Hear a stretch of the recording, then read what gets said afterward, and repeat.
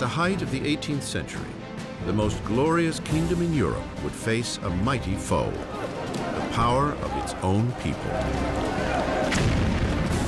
One man would rise to inspire the nation, to cast aside a reluctant king and a hated queen, and a new republic would be born in blood, the blood of the French Revolution.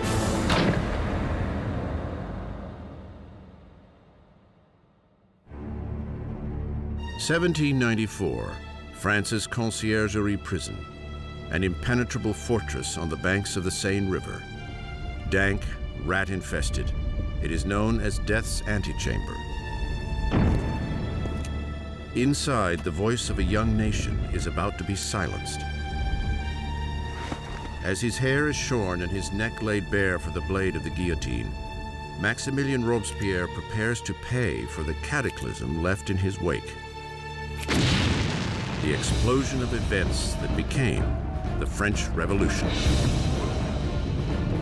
The French Revolution is this extraordinary moment when people began to believe that you could actually recreate almost everything in a society, that you could not only change the politics, the institutions, but you could change human nature itself through political action. The French Revolution really does constitute the crossroads of the modern world where everything begins to turn in a different direction.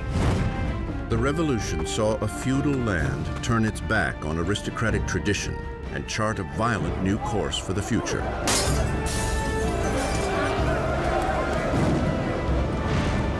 It would shake the very foundation of Europe, and its impact would be felt across the seas.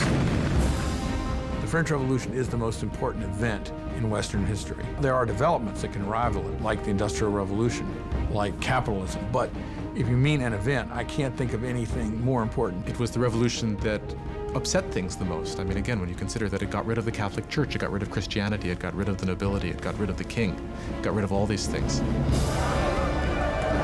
The French Revolution would bring bread to the poor, democracy to France, and would establish a whole new order of society.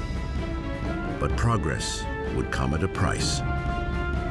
It was really a moment of extraordinary hope, extraordinary ambition, and then it turned into this most horrific tragedy. Now, broken and defeated, Robespierre, not 2 days before, stood atop his world, presiding over the greatest and bloodiest revolution Europe had ever known. So true to its ideals, he was called the Incorruptible.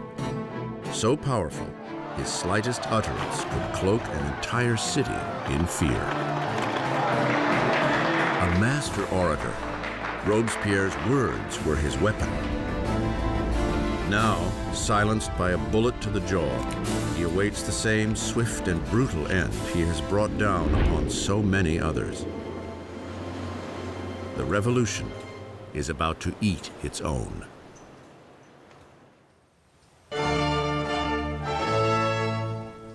No one could have foreseen the turbulent times ahead on one spring day in 1770. The Chateau of Versailles fills to its gilded rafters with the glittering crowds of the royal court. Completed in 1682, Versailles was the crowning masterpiece of King Louis XIV. To put some distance between himself and his subjects, Louis XIV transplanted the capital of France to this small town 12 miles west of Paris, where he had built the most magnificent palace in all of Europe. For nearly 100 years, it has been the seat of the nation's unwavering monarchy. And today, it is host to a very important wedding.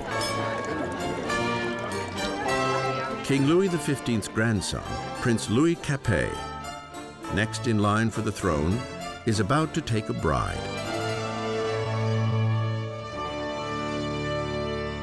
Just 15 years old on the eve of his wedding, Louis Capet is bashful and hesitant, with few of the characteristics expected of a future king, much less a husband.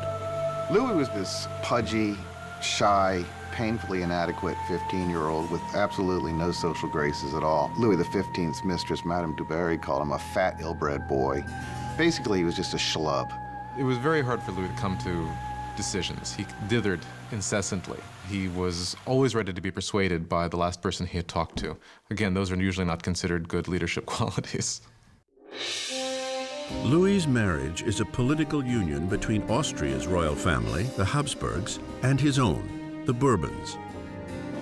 The wedding symbolizes the end of an ancient rivalry and the beginning of new regional ties. The young bride-to-be arrives in France, a wide-eyed and pretty 14-year-old girl, Marie Antoinette. Marie Antoinette is an Archduchess of Austria. She's the youngest daughter of the Empress Maria Theresa. And she comes to France as part of a marriage deal which represents a great reversal of alliances whereby for the first time in living memory, France and Austria become allies rather than enemies. Marie comes to France as a political gesture, but as a teenager, she has little interest in political affairs. Well, when Marie Antoinette came to Versailles, she was very young. She didn't know a great deal about the country she was coming to. She didn't know about the customs. She didn't know about the court. She was certainly a headstrong girl, a very lively girl, but she was still a girl. When Marie Antoinette comes to Versailles, she is just a teenager. She is blonde with blue eyes. She is pretty, and she likes being attractive to people. And she comes with the intention of winning over her husband and her new family. On the night of the wedding, there is an ominous storm. But inside, the grandeur of the ceremony lights up the palace as the newlyweds make their way to the royal bedroom. In an age-old ceremony to encourage the conception of an heir, the king's courtiers are present as the awkward young couple is revealed in the marriage bed for the first time. The crowd is delighted and expectations are high. But once the curtains are drawn, it's clear that an heir will not be so easily produced. Louis was not only not interested in ruling, Louis wasn't particularly interested in loving either, and he paid her no attention on the first nights or even further into their marriage. Many years will pass before the marriage is finally consummated. The lack of an heir will soon spark gossip all across the kingdom that will continue to plague the couple for years to come. The grand wedding gala continues for days. But outside the gates of Versailles, there is hardly cause for celebration. Years of mismanagement by the monarchy have left the French people deprived and hungry. Nearly a decade earlier, King Louis XV lost the 7 Years' War, battling Great Britain over territory in North America. The ill-fated conflict all but bankrupted France of money and prestige, leaving the country's coffers drained, even as its population is growing bigger every day. With diseases like the plague a distant memory, fewer people are dying, but more and more of them are hungry. France grew from 20 million to 26 million in the 18th century after having grown only 1 million in the preceding 2 centuries. That put tremendous strain on what was there, and so there was a lot of anxiety. 4 years after the royal wedding, Prince Louis's grandfather loses his final battle with smallpox. Louis XV dies a defeated and unpopular king and leaves behind a country on the brink of chaos. In a lavish ceremony, young Prince Louis inherits the throne and is crowned King Louis XVI. Despite his insistence on a grandiose coronation, Louis is all too aware that he is woefully unprepared for the job. Louis XVI, the moment his grandfather dies and it suddenly is clear that he's king, he doesn't know what to do. He feels as if the world is falling in upon him. So although he's been educated in the full expectation of becoming king, he doesn't feel ready for it. For a kingdom in crisis, Louis XVI is the worst man to have on the watch.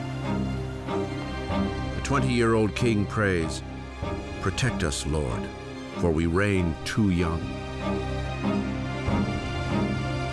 Ensconced in their royal apartments in Versailles, Louis and Marie begin their promising new lives as young monarchs, while only 12 miles away in the city of Paris, another new era is dawning, one that is on a collision course with the monarchy itself. It is a dangerous new age of ideas, the age of enlightenment.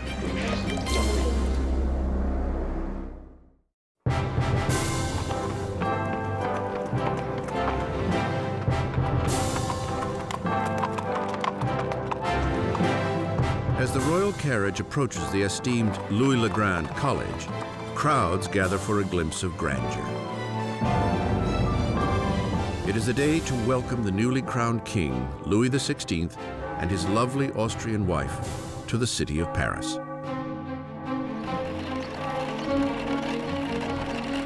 And at the head of the welcome party is a promising young law student, Maximilien Robespierre.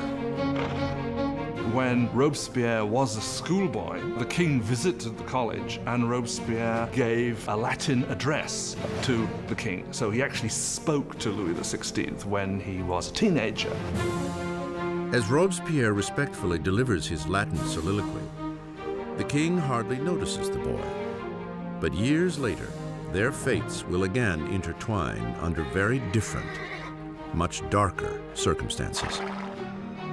It was one of these rituals that take place in every school, and yet, of course, it was so charged with irony, because here you had the young Robespierre reading this discourse in honor of the man he would later kill. For now, the welcome is warm and the flattery sincere. The visit from the royals may have won the hearts of the people, but their minds are leaning increasingly in an entirely different direction. Since the Middle Ages, European society had been broken into three distinct classes, dictated by birth. There was a great divide between the wealth of the nobility and the clergy, and the poverty of the peasants. Then, at the blossoming of the 18th century, reason and science began to challenge this age-old tradition. Swept up on a current of innovation and new literature, Paris now radiates as the philosophical center of the world. The city pulses with a great flourishing of knowledge, a shining beacon of possibility. It is the age of enlightenment.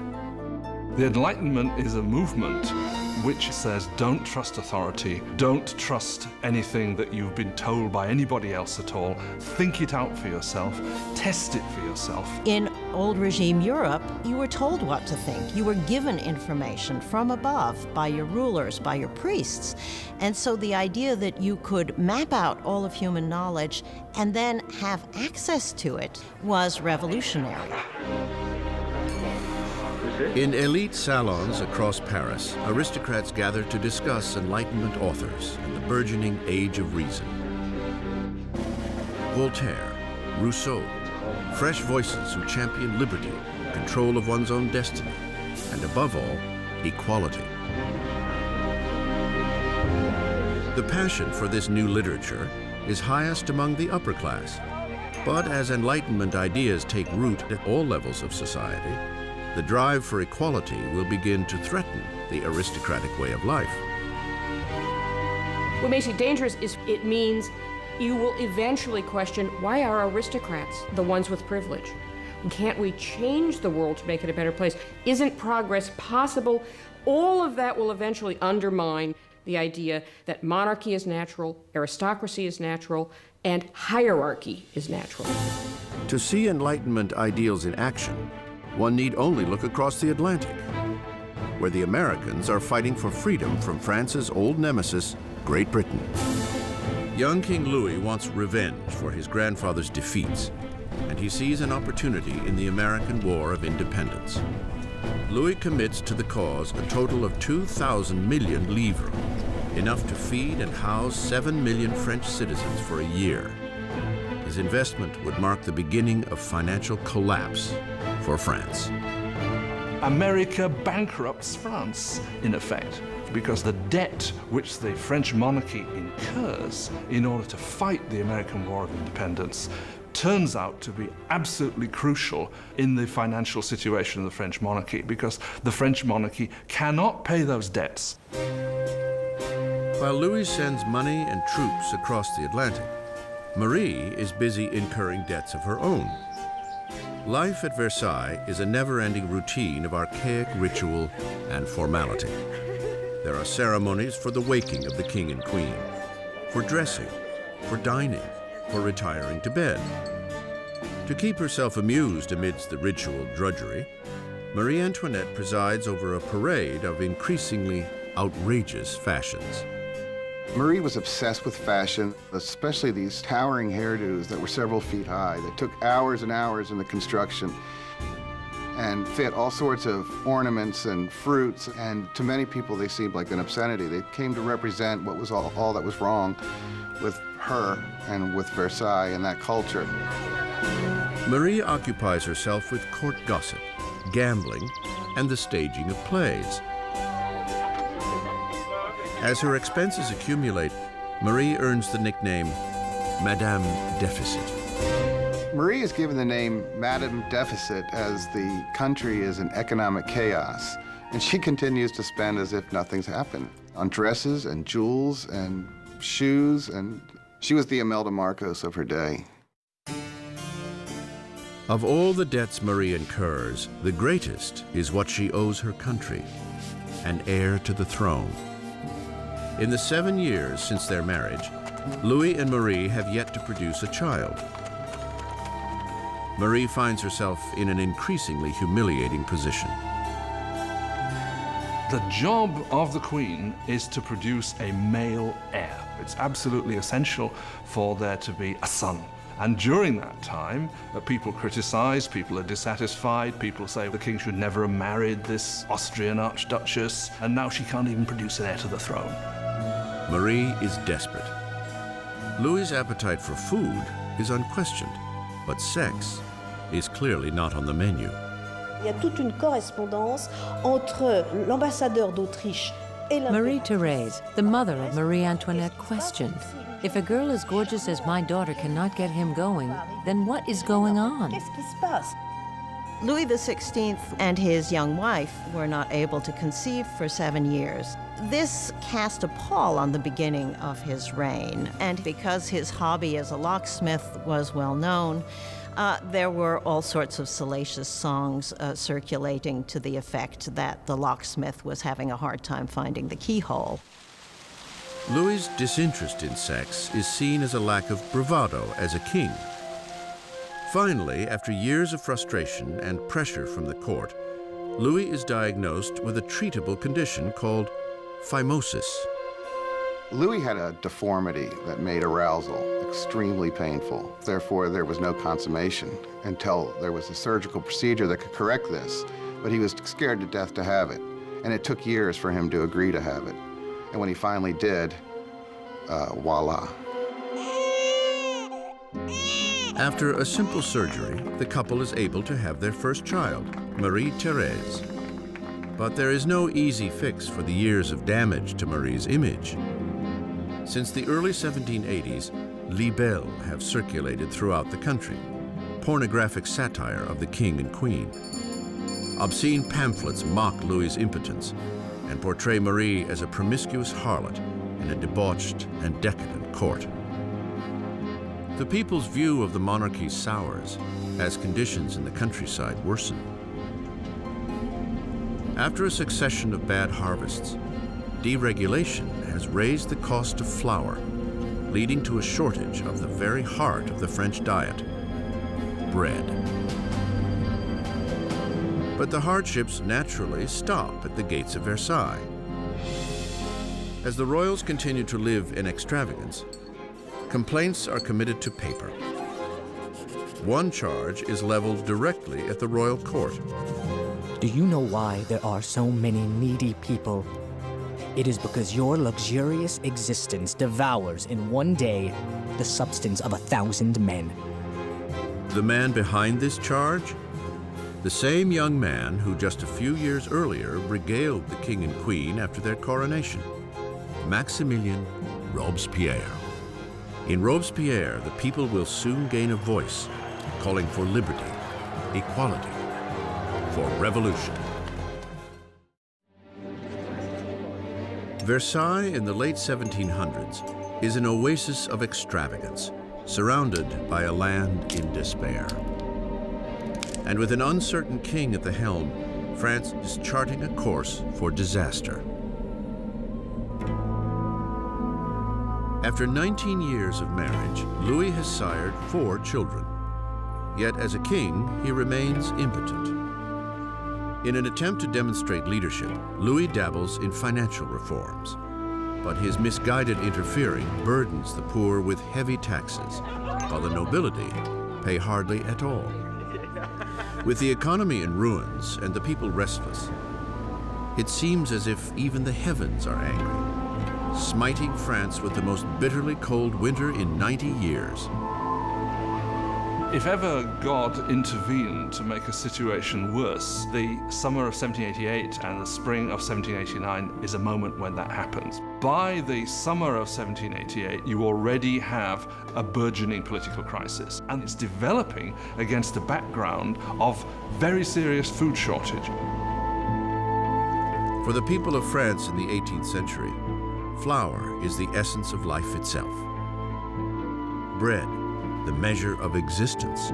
Most ordinary people in France ate at least 2 pounds a day of bread. Bread was all important. Its price was immediately felt by everyone. If the price doubled, you were in big trouble. Under Louis's financial mismanagement, the cost of flour skyrockets. Sparse food supplies are hoarded. The cost of a loaf of bread soon equals a month's earnings. Hunger turns to rage. Riots break out across France. Homes are robbed. Bakeries are raided, and shopkeepers suspected of stockpiling bread are lynched on the spot.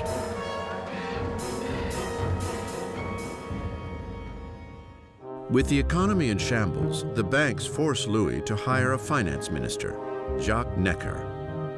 An enlightened thinker, Necker is popular with the people in a way that Louis can only envy.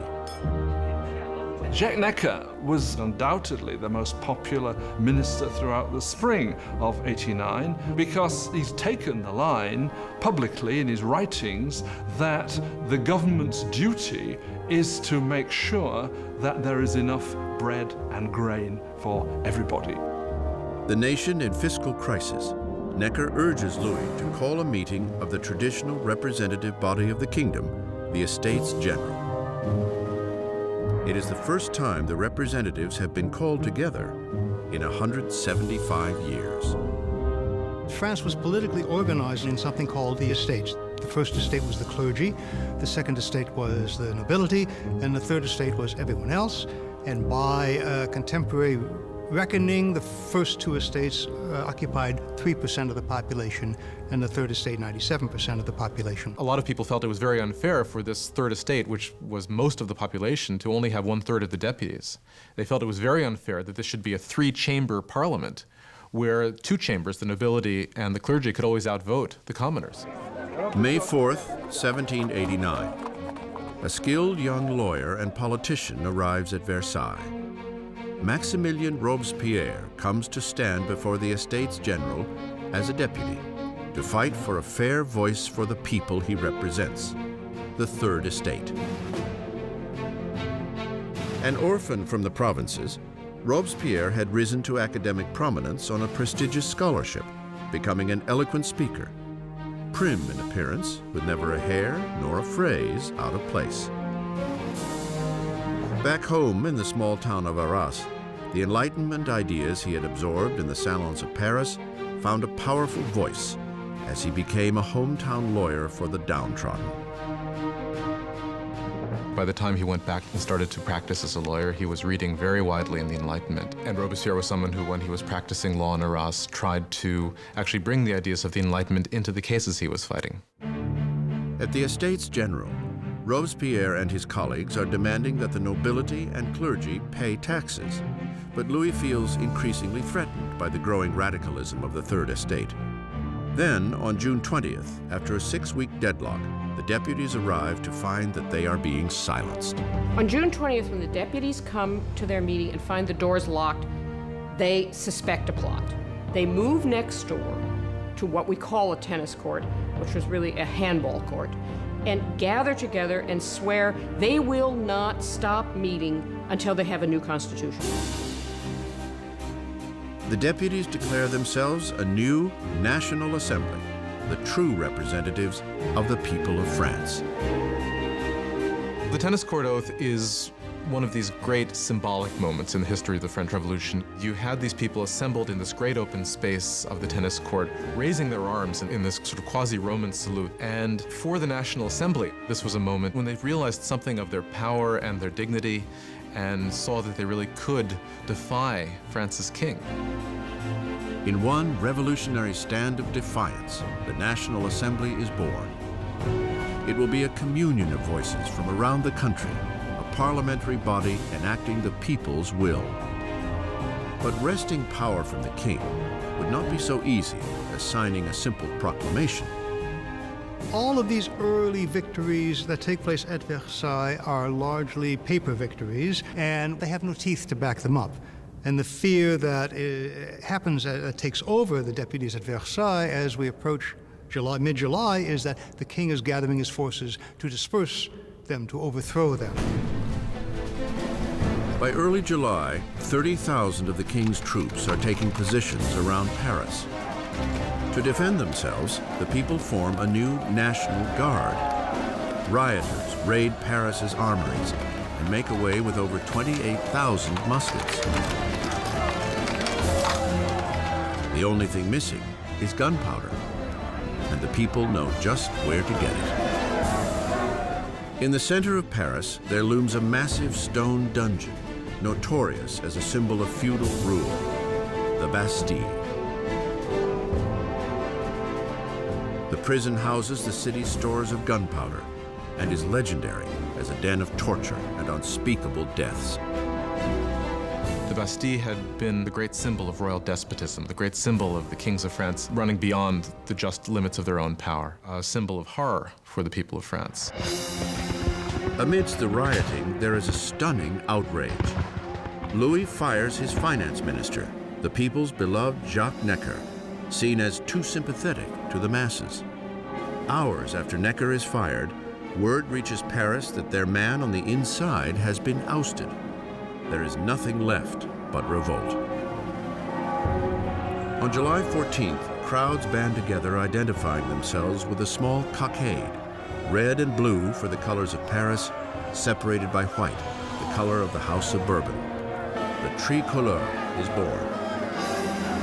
From the feverish crowd, a voice cries out, "To the Bastille." Attacking the Bastille means that the people of Paris are saying, you cannot get rid of the new National Assembly. The people are acting, they're arming themselves, and they're basically saying, we take the side of the revolution. At the sight of the approaching mob, the governor of the Bastille, Bernard de Launay, attempts to lock down the prison. He mounts a hopeless defense, and the marauders storm the fortress and tear into the guards with knives and pikes. Finally, de Launay surrenders, but the enraged mob engulfs him, dragging him through the streets. The jeering horde kicks and stabs at him until he shouts, "Let me die." The crowd eagerly obliges. He is stabbed and shot, and a revolutionary tradition is born. His severed head is paraded on a pike. The deputies in the National Assembly do not immediately condemn this act of violence. In fact, they accept it. And it was this acceptance of popular violence that, in some people's view, created a pattern that was to have catastrophic consequences for the unfolding of the revolution. With the smoke still clearing over the Bastille, Louis XVI returns from a hunting trip. In his diary under the date July 14th, 1789, he writes, "Nothing. a reference to his unsuccessful hunt. An aide interrupts and breaks the news of the riots and the fall of the Bastille. Louis XVI asks, "Is it a revolt?" "No, sire," he replies. "It is a revolution."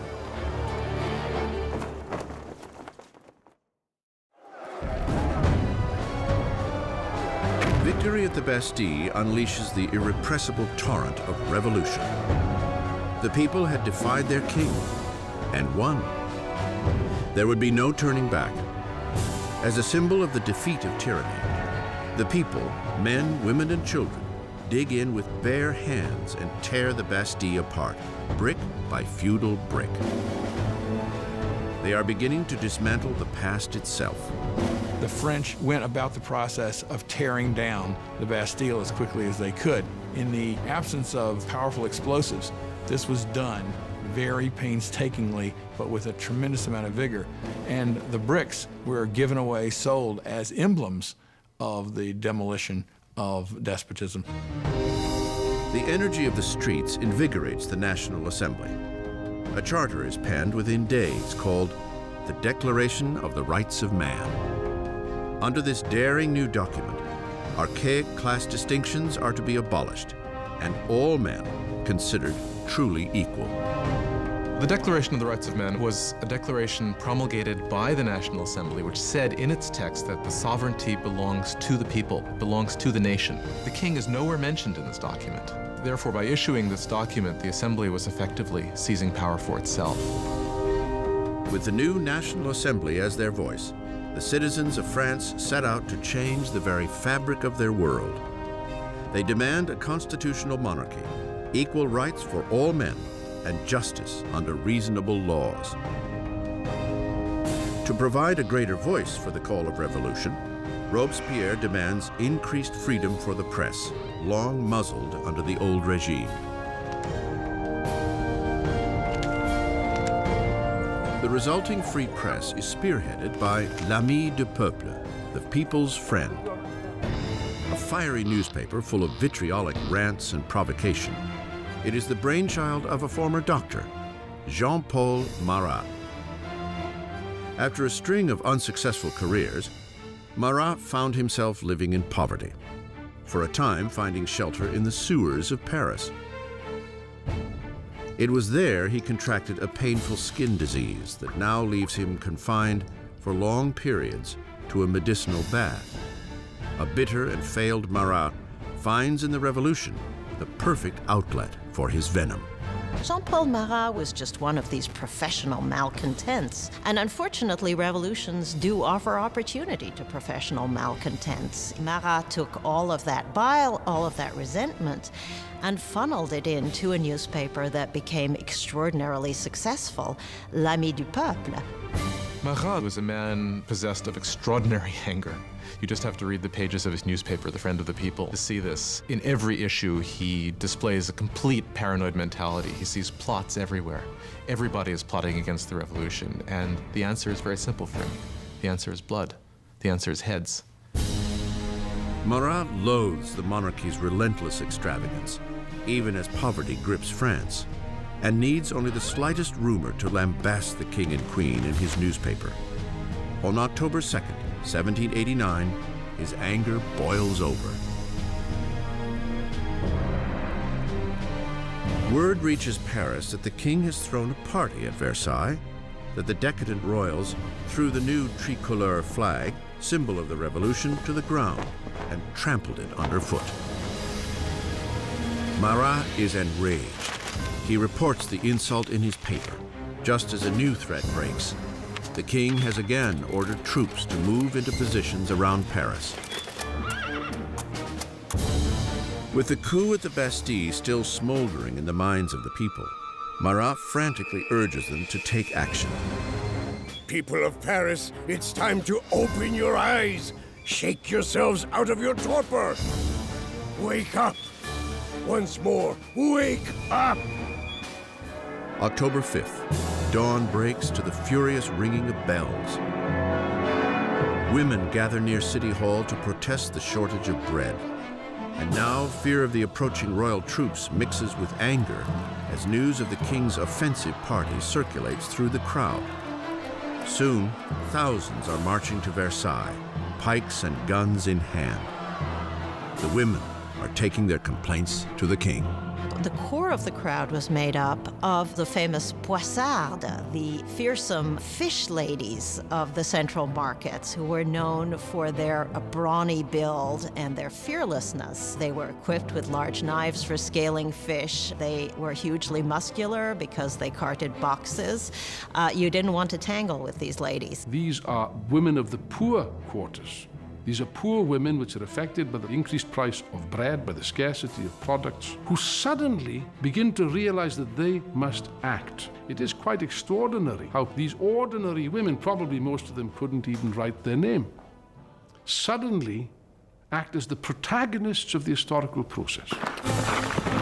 Inside the palace, word of the approaching crowd of angry women reaches the queen's chambers. Legend has it that it is at this moment that Marie Antoinette utters the most famous line she never said. Marie Antoinette did not say, "Let them eat cake." That is a myth. Marie Antoinette, unfortunately, probably never even noticed the poor people of her country long enough to make such a statement.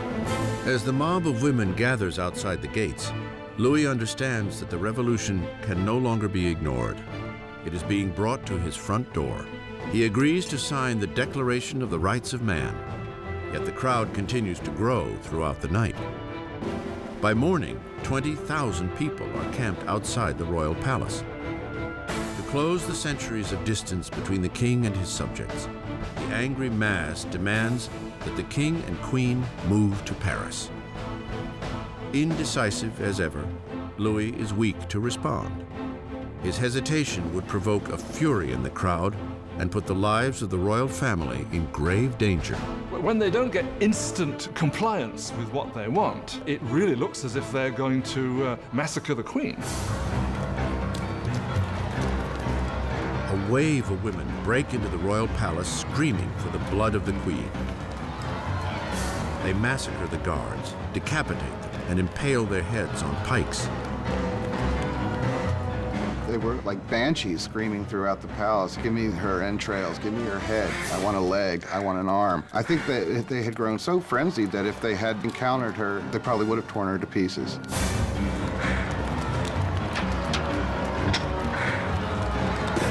Terrified for her life, Marie escapes to Louis's apartments only moments before the women break into her chambers and tear her bed to shreds.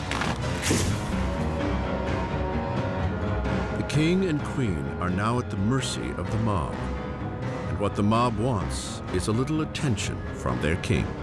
The only way the women can be pacified is for the royal family to agree to go to Paris, because once they're there in Paris, then they can ultimately be made to do what the people of Paris want. They march 60,000 strong, leaving Versailles with carts and wagons overflowing with flour from the king's storehouses, flanking the royal carriage all the way to Paris. Le roi et la reine ont été The king and queen were forced to go back to Paris with the heads of their guards, who had been massacred in the chateau. qui avaient été massacrés dans le château. Their heads had been cut off. This is really a completely unbridled violence. Un déchaînement. The heads were then made up with makeup and paraded at the head of the cortege, with the king and queen following. Devant la voiture du roi et de la reine. The king and queen must make their new home in the Tuileries Palace. They will never see Versailles again. Once the royal family moves to Paris, they are the prisoners of Paris. They know it. Everybody else knows it. There are great limits to what they can do or even dream of doing. They are the prisoners of the capital city, there's no doubt.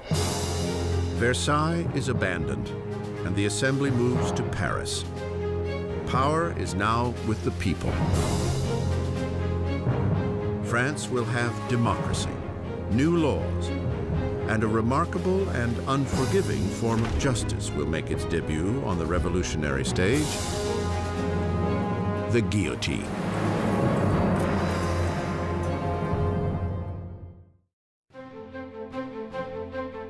May 1791. Nearly 2 years have passed since the royal family and the National Assembly have moved to Paris.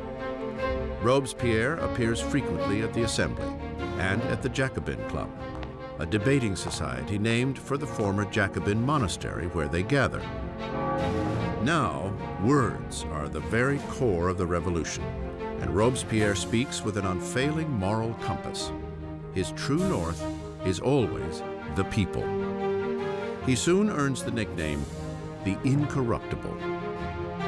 France is now a constitutional monarchy, the king forced to share power with the revolutionaries in the Assembly. But it seems Louis's share is growing smaller by the day, as he is forced to sign law after law diminishing his own authority, and that of the other great feudal regime, the Catholic Church. Louis decides the time has come to escape the confines of the new republic and mount a campaign to reclaim his kingdom. Louis had decided by 1791 that he needed to regain control of his country, and he knew he could only do that with the help of a foreign army. So the idea was to make a break from the Tuileries Palace and to head for the nearest border. June 21st, 1791. The king and queen disguise themselves as servants and by cover of darkness slip out from under the watchful eye of Paris. They make an ill-planned run for freedom. It is long past midnight when the royal family arrives in the small town of Varennes, some 100 miles east of Paris. They are close to the border of Austria, safety just a few miles away. But their dash to freedom will go no further.